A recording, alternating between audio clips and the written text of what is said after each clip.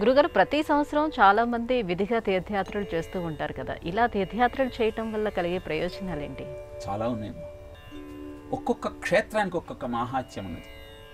ఆదిశంకరులు పీఠాలను స్థాపిద్దామని శృంగేరి వెళ్ళినప్పుడు అక్కడ ఎండలో ఒక కప్ప ప్రసవిస్తూ ఉంటే ఒక పాము వచ్చి ఆ కప్ప మీద ఎండ పడకుండా తన పడగెట్టి అడ్డుపెట్టింది. అబ్బా, అద్భుతమైన ప్రదేశం. ఇలాంటి ప్రదేశంలో గనక పీఠాన్ని నిర్మించగలిగితే ప్రజలందరికీ మంచు జరుగుతుందని అక్కడ శృంగేరి పీఠాన్ని పెట్టారు. అలా ఇట్టి పుణ్య భూవరేంద్ర, ఇట్టి పుణ్య ప్రదేశములందు నరుడు ఆచరించిన ధర్మము స్వల్పమైన సహస్ర గుణాధిక ఫలితమిచ్చు అంటాడు ధర్మరాజుతో నారదుడు సప్తమ స్కంధంలో.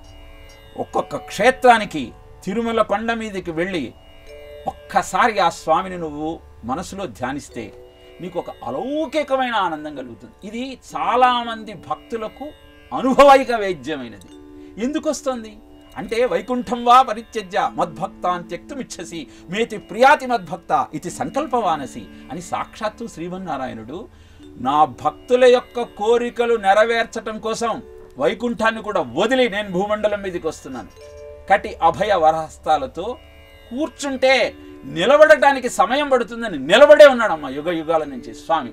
అలాంటి అద్భుతమైన భావనతో ఆ స్వామిని దర్శనం చేసుకుంటూ ఆ క్షేత్రంలో నువ్వు ఆచరించే ఏ కర్మ అయినా ఏ ధర్మమైనా నీకు అద్భుతమైన ఫలితాన్ని ఇస్తుంది. అందుకని తప్పనిసరిగా తీర్థయాత్ర చేయాలి. కానీ తీర్థయాత్ర చేసేటప్పుడు నువ్వు ఎలా చేస్తున్నావో గమనించాలి.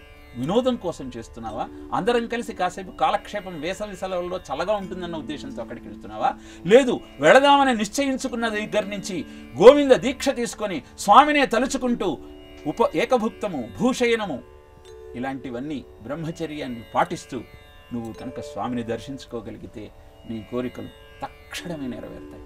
ఈ దీక్ష తీసుకొని అద్భుతాలను అందుకున్న వారి సంఖ్య కోకొల్ల.